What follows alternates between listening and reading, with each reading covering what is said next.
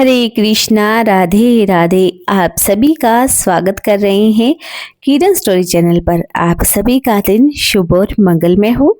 आप सभी भक्तों मार्गशीर्ष मास की पूर्णिमा की हार्दिक शुभकामनाएं। आज का दिन बहुत ही पावन दिन है, तो आज के दिन हम इस वीडियो में सुनने वाले हैं श्री सत्यनारायण भगवान की व्रत कथा। कहते हैं कि जो भक्त भगवान श्री सत्यनारायण की कथा पूर्णिमा के दिन सुनते हैं, उनकी समस्त मनोकामनाएं भगवान श्री हरि सदैव पूर्ण करते हैं। तो आइए भगवान श्री हरि के चरणों का ध्यान करते हुए हम सुनेंगे श्री सत्यनारायण भगवान की पावन व्रत कथा। तो इस कथा का पहला अध्याय हम शुरू करते हैं। तो आइए भगवान श्री हरि को प्रणाम करें और एक बार प्रेम से बोलिए भगवान श्री सत्यनारायण की जय हो। तो आइए प्रथम अध्याय का रसपान करते हैं। एक समय की बात है, नेमी शरायण तीर्थ में सौनकादिक 88,000 ऋषियों ने श्री सूत जी से पूछा कि हे प्रभु, इस कलिकाल में वेद विद्या रहित मनुष्य को प्रभु भक्ति किस प्रकार मिल सकती है तथा उनका उद्धार कैसे होगा। हे मुनि श्रेष्ठ, कोई ऐसा तप बतला दीजिए जिससे थोड़े परिश्रम में ही पुण्य मिल जाए और मनवांछित फल भी मिल जाए। इस प्रकार की कथा सुनने की हम इच्छा रखते हैं।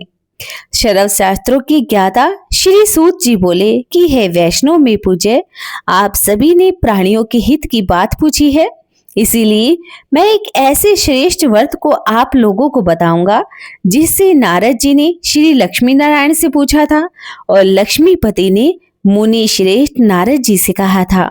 आप सब इसे ध्यान से सुने। एक समय की बात है, योगी राज नारद जी दूसरे के हित की इच्छा के लिए अनेकों लोकों में घूमते हुए मृत्यु लोक में आ पहुंचे। यहाँ उन्होंने अनेक योनियों में जन्मे प्राय सभी मनुष्यों को अपने कर्मों के द्वारा अनेक दुखों से पीड़ित देखा। उनका दुख देखकर नारद जी सोचने लगे कि कैसा यत्न किया जाए जिसके करने से निश्चित रूप से मानव के दुखों का अंत हो जाए। इसी विचार पर मनन करते हुए वे विष्णु लोक में आ गए। वहां वे देवों के इष्ट देव भगवान नारायण की स्तुति करने लगे, जिनके हाथों में शंख चक्र गदा और पद्म थे, गले में वरमाला पहने हुए थे। स्तुति करते हुए नारद जी बोले कि हे भगवान, आप तो अत्यंत शक्ति से संपन्न हैं, मन तथा वाणी भी आपको पा नहीं सकती। आपका तो आदि मध्य और अंत नहीं है। निर्गुण स्वरूप सृष्टि के कारण भक्तों के दुखों को दूर करने वाले आपको मेरा नमस्कार है। नारद जी की स्तुति को सुनकर भगवान विष्णु बोले कि हे मुनि श्रेष्ठ, आपके मन में क्या बात है, आप किस काम के लिए पधारे हैं, उसे भी आप निसंकोच होकर कहें। इस पर नारद जी बोले कि मृत्यु लोक में अनेक योनियों में जन्मे मनुष्य अपने कर्मों के द्वारा अनेक दुखी से दुख हो रहे हैं। हे नाथ, आप मुझ पर दया रखते हैं तो बतलाइए कि वे मनुष्य थोड़े ही प्रयास में अपने दुखों से कैसे छुटकारा पा सकते हैं। श्री हरि बोले कि हे नारद जी, मनुष्य की भलाई के लिए तुमने बहुत ही अच्छी बात पूछी है, जिसके करने से मनुष्य मोह से छूट जाता है। वह बात मैं तुमसे कहता हूँ, तुम इसे ध्यान पूर्वक सुनो। स्वर्गलोक व मृत्युलोक दोनों में एक दुर्बल उत्तम व्रत है जो पुण्य देने वाला है। आज प्रेम वंश होकर मैं तुमसे कहता हूँ, श्री सत्यनारायण भगवान का यह व्रत अच्छी तरह विधि विधान पूर्वक करने से मनुष्य तुरंत ही यहाँ सुख भोग कर मरने पर मोक्ष को पा जाता है। श्री हरि के वचनों को सुनकर नारद जी बोले कि उस व्रत का फल क्या है, उसका विधान क्या है, यह व्रत किसने किया था, इस व्रत को किस दिन करना चाहिए, सब कुछ विस्तार से बताइए। नारद जी की बात को सुनकर श्री हरि बोले, दुख व शोक को दूर करने वाला, यह सभी स्थानों पर विजय दिलाने वाला है। मनुष्य को भक्ति व श्रद्धा के साथ शाम को श्री सत्यनारायण की पूजा धर्मपरायण होकर ब्राह्मणों व बांधुओं के साथ करनी चाहिए। भक्ति भाव से नैवेद्य केले का फल, घी, दूध, गेहूं के आटे का सवाया ले लें। गेहूं के स्थान पर साठी का आटा, शक्कर व गुड़ लेकर सभी भक्षण योग्य पदार्थों को मिलाकर भगवान को भोग लगाएं। ब्राह्मणों सहित बंधु बांधवों को भी भोजन कराएं उसके बाद समय भी भोजन करें। भजन कीर्तन के साथ भगवान की भक्ति में लीन हो जाएं। इस तरह से श्री सत्यनारायण भगवान का यह व्रत करने से मनुष्य की सारी इच्छाएं निश्चित रूप से पूर्ण हो जाती हैं। इस कलिकाल अर्थात कलियुग में मृत्यु लोक में मोक्ष का यही एक सरल उपाय बताया गया है। तो बोलिए श्री सत्यनारायण भगवान की जय हो। श्री सत्यनारायण व्रत कथा का प्रथम अध्याय यहीं पर समाप्त होता है। तो एक बार प्रेम से बोलिए श्री सत्यनारायण भगवान की जय। तो आइए सुनते हैं श्री सत्यनारायण व्रत कथा का दूसरा अध्याय क्या कहता है। श्री सूत जी बोले कि हे ऋषियों, जिसने पहले समय में इस व्रत को किया था उसका इतिहास मैं तुमसे कहता हूँ, तुम उसे ध्यान पूर्वक सुनो। सुंदर काशीपुरी नगरी में एक अत्यंत निर्धन ब्राह्मण रहा करता था। भूख प्यास से परेशान होकर वह धरती पर घूमता रहता। ब्राह्मणों से प्रेम करने वाले भगवान ने एक दिन ब्राह्मण का भेष धारण करके उसके पास जाकर पूछा कि हे ब्राह्मण, नित्य दुखी होकर तुम इस पृथ्वी पर क्यों घूमते हो? दीन ब्राह्मण बोला कि मैं तो निर्धन ब्राह्मण हूँ, भिक्षा के लिए धरती पर घूमता हूँ। हे भगवान, यदि आप इसका कोई उपाय जानते हो तो बतला दीजिए। वृद्ध ब्राह्मण कहता है कि श्री सत्यनारायण भगवान मनोवांछित फल देने वाले हैं, इसलिए तुम उनका पूजन करो। इसके करने से मनुष्य दुखों से मुक्त हो जाता है। वृद्ध ब्राह्मण बनकर आए श्री सत्यनारायण भगवान उस निर्धन ब्राह्मण को व्रत का सारा विधान बताकर अंतर्ध्यान हो गए। ब्राह्मण मन ही मन सोचने लगा कि जिस व्रत को वृद्ध ब्राह्मण करने को कह गया है उसे तो मैं अवश्य ही करूंगा। यह निश्चय करने के बाद उसे रात में नींद भी नहीं आई। वह सवेरे उठकर श्री सत्यनारायण भगवान के व्रत का निश्चय करके भिक्षा के लिए चला गया। उस दिन उस निर्धन ब्राह्मण को भिक्षा में बहुत सारा धन भी मिला, जिससे उसने बंधु बांधवों के साथ मिलकर श्री सत्यनारायण भगवान का व्रत संपन्न किया। भगवान श्री सत्यनारायण का व्रत संपन्न करने के बाद वह निर्धन ब्राह्मण सभी दुखों से छूट गया, अनेक प्रकार की संपत्ति से युक्त हो गया। उसी समय से यह ब्राह्मण हर मास इस व्रत को करने लगा। इस तरह से श्री सत्यनारायण भगवान के व्रत को जो मनुष्य करता है वह सभी प्रकार के पापों से छूटकर मोक्ष को प्राप्त होता है। जो मनुष्य इस व्रत को करता है वह सभी दुखों से मुक्त हो जाता है। श्री सूत जी बोले कि इस तरह से नारद जी से श्री सत्यनारायण का कहा हुआ श्री सत्यनारायण व्रत मैंने तुमसे कहा। हे ब्राह्मण, मैं अब और क्या कहूँ? ऋषि बोले कि हे मुनिवर, संसार में उस ब्राह्मण से सुनकर और किस किस ने इस व्रत को किया, हम सब इस बात को सुनना चाहते हैं। इसके लिए हमारे मन में बहुत श्रद्धा का भाव है। श्री सूत जी बोले कि हे मुनियों, जिसने इस व्रत को किया वह सब सुनो। एक समय वही ब्राह्मण धन और ऐश्वर्य के अनुसार अपने बंधु बांधवों के साथ इस व्रत को करने को तैयार हो गया। उसी समय एक लकड़ी बेचने वाला बूढ़ा आदमी आया और लकड़ियां बाहर रखकर अंदर ब्राह्मण के घर चला गया।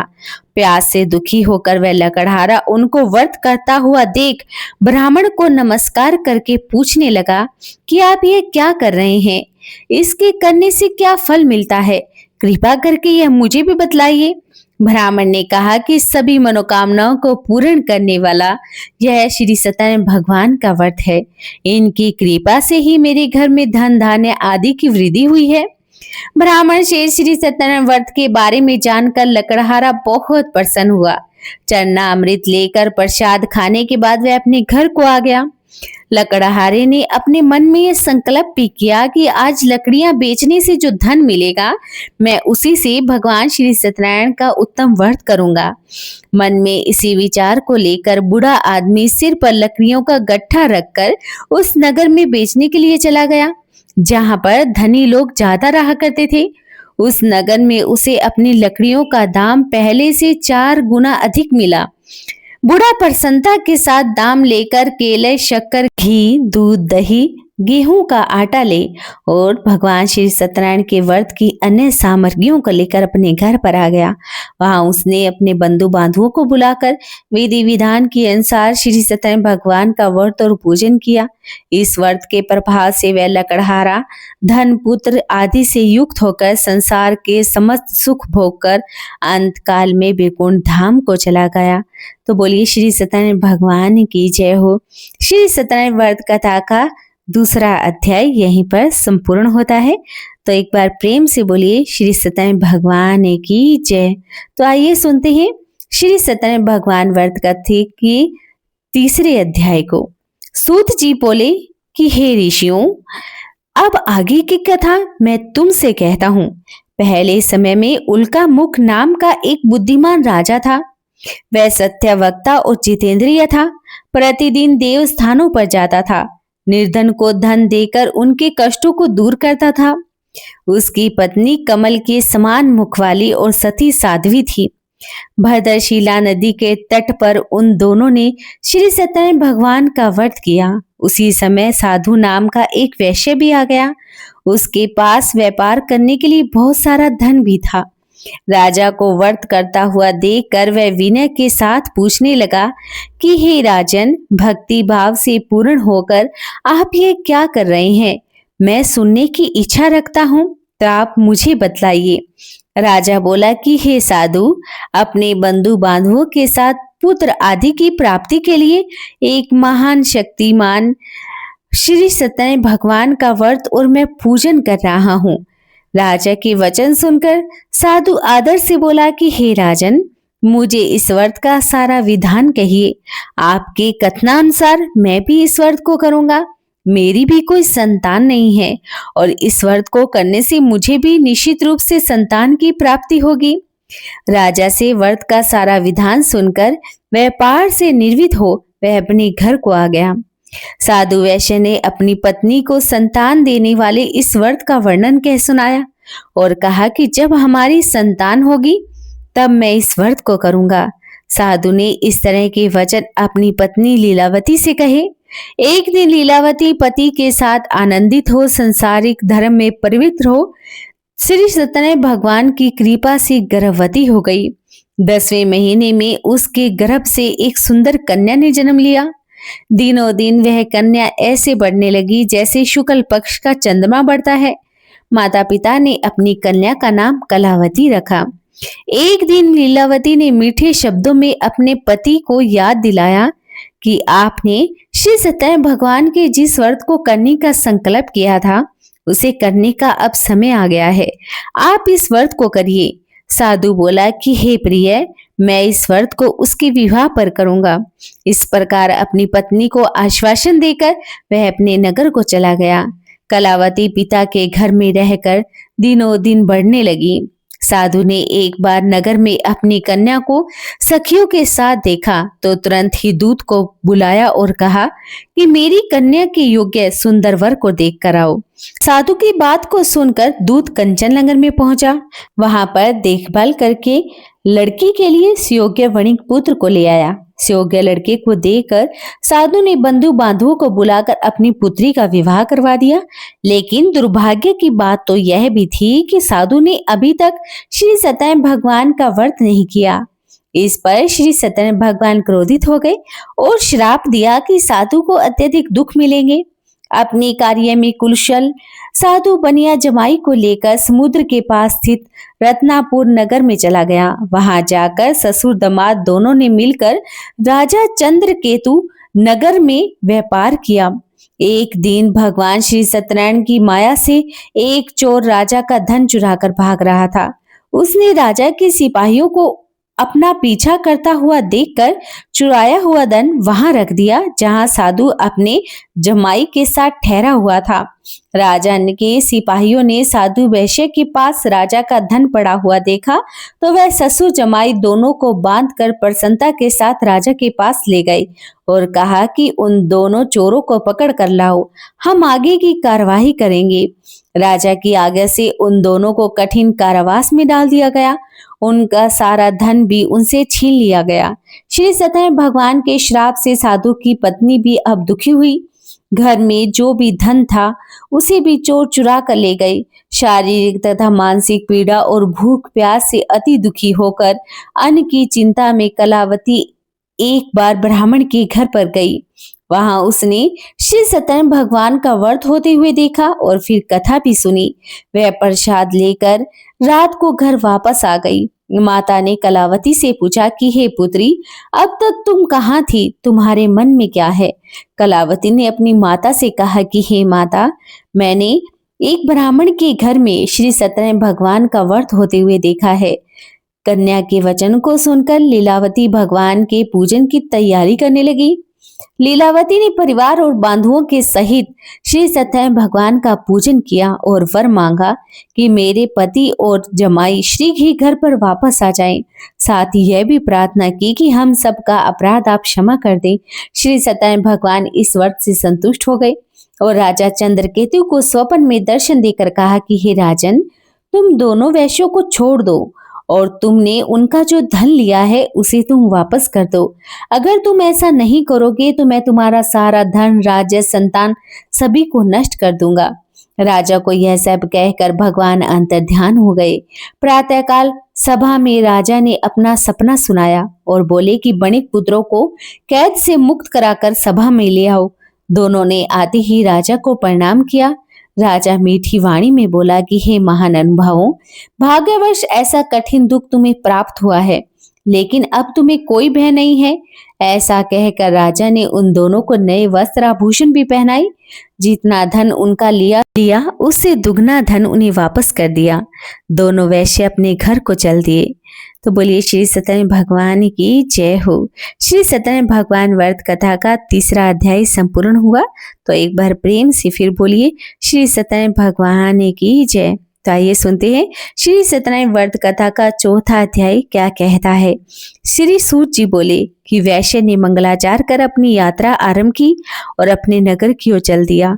उनके थोड़ी दूर जाने पर एक दंडी भेषधारी श्री सत्यनारायण भगवान ने उनसे पूछा कि हे साधु, तेरी नाव में क्या है? अभी वाणिक वणिक हंसता हुआ बोला कि हे दंडी महाराज, आप ऐसा क्यों पूछते हैं? क्या धन लेने की इच्छा है आपकी? मेरी नाव में तो बेल और पत्थर भरे हुए हैं। वैश्य के ऐसे कठोर वचन को सुनकर भगवान बोले कि तुम्हारा वचन सत्य हो जाए। दंडी महाराज के वचन कह वहां से चले जाने पर कुछ दूर जाकर समुद्र के किनारे बैठ गए। दंडी महाराज के जाने के बाद साधु वैश्य ने नित्य क्रिया के पश्चात नाव को ऊंची उठता हुआ देखकर अचंभा मांगा। नाव में बेल पत्ते भरे हुए देखकर वह मूर्छित होकर जमीन पर जा गिरा। मूर्छा खुलने पर वह अत्यंत शोक में डूब गया।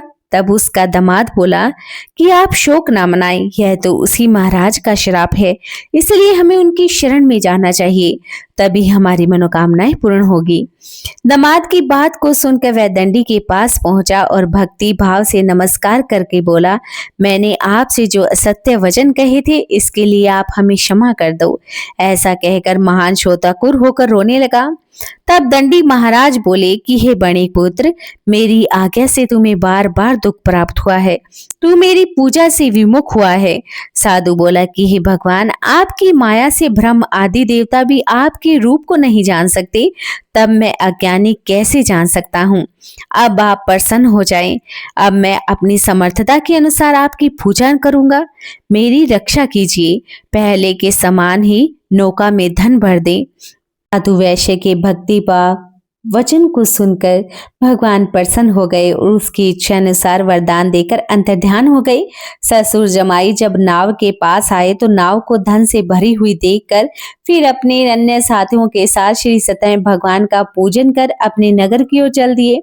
जब नगर के निकट पहुंचे तो दूत को घर पर खबर देने के लिए भेज दिया गया। दूत साधु की पत्नी को प्रणाम करके कहता है कि मालिक अपने दामाद सहित नगर के निकट आ गए हैं। दूत की बात को सुनकर साधु की पत्नी लीलावती ने बड़े ही हर्ष के साथ भगवान श्री सत्यनारायण का पूजन कर अपनी पुत्री कलावती से कहा कि मैं अपने पति के दर्शन को जाती हूँ, तुम भी कार्य पूर्ण करके श्रीगृह आ जाना। माता के ऐसे वचन को सुनकर कलावती जल्दी में प्रसाद छोड़कर अपने पति के पास चली गई। प्रसाद की अवज्ञा के कारण श्री सत्यनारायण भगवान रुष्ट हो गए और नाव सहित उसके पति को पानी में डुबो दिया। कलावती अपने पति को वहां पर ना पाकर रोती हुई जमीन पर गिर गई। नौका को डूबा हुआ देखकर और कन्या को रोता हुआ देखकर साधु दुखी होकर बोला कि हे प्रभु, मुझसे तथा मेरे परिवार से जो भूल हुई है आप उसे क्षमा कर दें। साधु के दीन वचन को सुनकर श्री सत्यनारायण भगवान प्रसन्न हो गए और आकाशवाणी हुई कि हे साधु, तेरी कन्या मेरे प्रसाद को छोड़ कर आई है, इसीलिए उसका पति अदृश्य हो गया है। यदि वह घर पर जाकर प्रसाद खाकर लौटती है तो उसका पति उसे अवश्य ही मिलेगा। ऐसी आकाशवाणी सुनकर कलावती घर पर पहुंचकर प्रसाद ग्रहण करती है और फिर आकर अपने पति के दर्शन करती है। उसके बाद साधु अपने बंधु बांधवों सहित श्री सत्यनारायण भगवान का व्रत विधि विधान और के साथ करता है और इस लोक में सुख भोग कर वह अंत में स्वर्गलोक को चला जाता है। तो बोलिए श्री सत्यनारायण भगवान की जय हो। श्री सत्यनारायण भगवान व्रत कथा का चौथा अध्याय संपूर्ण हुआ। तो एक बार प्रेम से बोलिए श्री सत्यनारायण भगवान की जय। तो आइए सुनते हैं श्री सत्यनारायण भगवान व्रत कथा का 5वां अध्याय।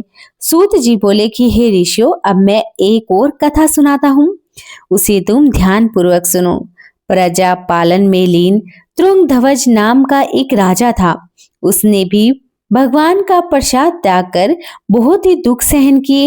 एक बार वन में जाकर वन्य पशुओं को मारकर वह बड़ के पेड़ के नीचे आया।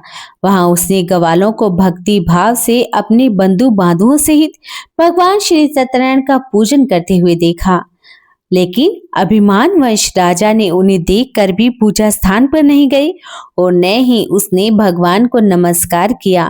ग्वालों ने राजा को प्रसाद दिया, लेकिन वह उसने प्रसाद भी नहीं खाया और प्रसाद को वहीं पर छोड़कर अपने नगर को चला गया। जब वह नगर में पहुंचा तो वहां पर सब कुछ तहस नहस हो पाया। वह शीघ्र ही समझ गया कि यह भगवान ने ही किया है।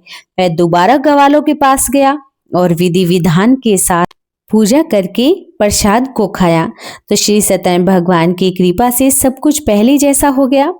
दीर्घ काल तक सुख भोगने के बाद मरणोपरांत उसे स्वर्गलोक की प्राप्ति हुई। जो मनुष्य परम दुर्बल इस व्रत को करेगा तो भगवान श्री सत्यनारायण की अनुकंपा से उसे धन धान्य की प्राप्ति होगी। निर्धन धनी हो जाता है, भय मुक्त होकर जीवन जीता है। संतानहीन मनुष्य को संतान सुख मिलता है। सारे मनोरथ पूर्ण होने पर मानव अंत काल में वैकुंठ धाम को चला जाता है। सूत जी बोले कि जिसने पहले समय में इस व्रत को किया, अब उनके दूसरे जन्म की कथा कहता हूँ। वृद्ध शंतानंद ब्राह्मण ने सुदामा का जन्म लेकर मोक्ष की प्राप्ति की। लकड़हारे ने अगले जन्म में निषाद बनकर मोक्ष प्राप्त किया।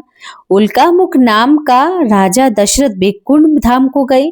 साधु नाम के वैश्य ने मोर ध्वज बनकर अपने पुत्र को आरे से चीर कर मोक्ष पाया। महाराज तुंगध्वज ने समयभंग होकर भगवान की भक्ति में युक्त होकर कर्म करके मोक्ष को पाया। श्री सत्यनारायण व्रत कथा का 5वां अध्याय यहीं पर समाप्त हुआ। तो बोलिए श्री सत्यनारायण भगवान की जय हो। श्री सत्यनारायण व्रत कथा के 5वें अध्याय यहीं पर समाप्त हुए। तो बोलिए प्रेम से श्री सत्यनारायण भगवान की जय हो। जो व्यक्ति पूरी श्रद्धा के साथ भगवान श्री सत्यनारायण का व्रत करता है, व्रत कथा का रसपान करता है, भगवान श्री सत्यनारायण उनकी समस्त मनोकामनाओं को सदैव पूर्ण करते हैं। भगवान श्री सत्यनारायण उनकी सदैव रक्षा करते हैं। अगर आपको हमारे इस YouTube चैनल की ये कथा पसंद आई हो तो आप चैनल को सब्सक्राइब करना बिल्कुल भी ना भूलें। वीडियो को लाइक और शेयर जरूर कर दें। आपसे हाथ जोड़कर प्रार्थना है कि वीडियो को शेयर करें ताकि इस व्रत कथा का आनंद और भी लोग ले सकें। आपसे हाथ जोड़कर निवेदन करते हैं कि एक बार आप कमेंट में जरूर लिख दीजिएगा। श्री सत्यनारायण भगवान की जय हो।